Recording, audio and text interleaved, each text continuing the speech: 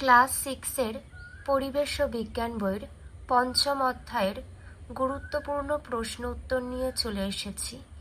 এই প্রশ্ন উত্তরগুলি খুবই গুরুত্বপূর্ণ তোমাদের জন্য। এখান থেকে কিন্তু অনেক প্রশ্ন তোমাদের পরীক্ষায় দেয়া হবে। চলো আমরা দেখে নিই প্রশ্ন উত্তরগুলি।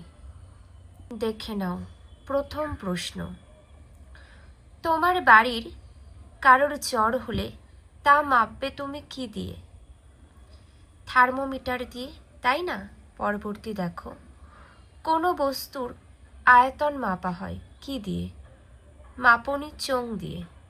নেক্সট, নিচের কোন রাশিটি একটি প্রাথমিক রাশি? দেখো, এটি হবে দৈর্ঘ্য। দৈর্ঘ্য হলো একটি প্রাথমিক রাশি।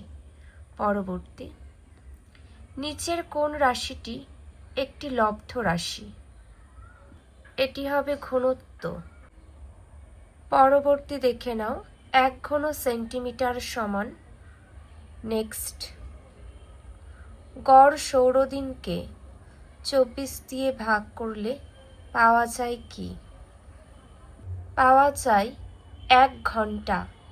পরবর্তী, উদ্ভিদের বৃদ্ধির পরিমাপ করা হয় যে যন্ত্রে, তা হলো অক্সনোমিটার। মনে রাখবে, উদ্ভিদের বৃদ্ধি পরিমাপ করা হয় যে যন্ত্রে, তা হলো অক্সনোমিটার। নেক্সট, এসআই পদ্ধতিতে তড়িৎ প্রবাহের একক কি? অ্যাম্পিয়ার। নেক্সট, মানুষের উচ্চতা সাধারণত মাপা হয় সেন্টিমিটার স্কেলে। পরবর্তী প্রশ্ন, একটি চারা গাছের ভর মাপার জন্য আমরা যে যন্ত্রটি ব্যবহার করব তা হলো সাধারণ তুলা যন্ত্র। সাধারণ তুলা। মনে রাখবে, একটি চারা গাছের ভর মাপার জন্য আমরা যে যন্ত্রটি ব্যবহার করব তা হলো সাধারণ তুলা। পরবর্তী তথ্য দেখে নাও, জীবের বৃদ্ধির হার সমান বৃদ্ধি বাই সময়। পরবর্তী, এসআই পদ্ধতিতে ভরের একক কি? মনে রাখবে তোমরা, কিলোগ্রাম।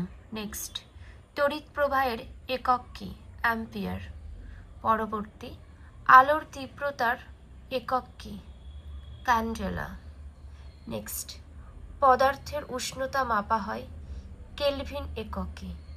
পরবর্তী প্রশ্ন, দৌড় প্রতিযোগিতায় সময় মাপতে ব্যবহৃত হয় কি? Stop watch. নেক্সট, আমার ঘরের আয়তন একটি ড্যাশ রাশি, লব্ধ রাশি। পরবর্তী, কোনো বস্তুর ওজন মাপা হয় স্প্রিং তুলার সাহায্যে। যে তথ্যগুলি আলোচনা করলাম প্রত্যেকটাই গুরুত্বপূর্ণ, আর এমন গুরুত্বপূর্ণ তথ্য জানতে হলে অবশ্যই সকলে সাথে যুক্ত থেকো। এখানেই শেষ করলাম।